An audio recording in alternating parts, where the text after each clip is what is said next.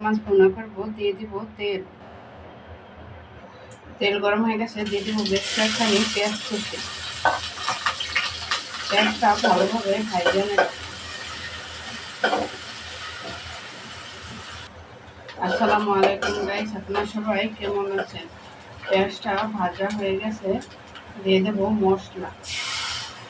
মশলাটাকে ভালোভাবে কষিয়ে নিব।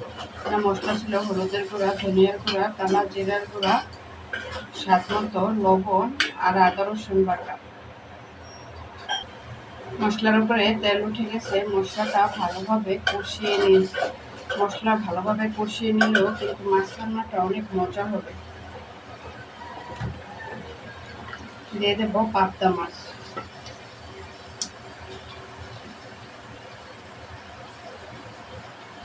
কষানোর জন্য দিয়ে দেবো একটু পানি। মাছটাকে ভালোভাবে একটু কষিয়ে নেব।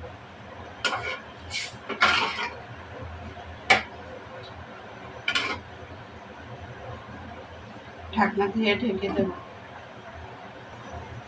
মাছটাকে আলতোভাবে একটু নাড়াচাড়া করে নেব।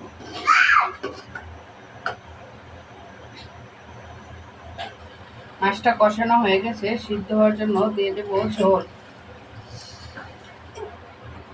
পাবদা মাছ ভুনা হয়ে গেছে, দেখুন কালারটা কত সুন্দর হয়েছে।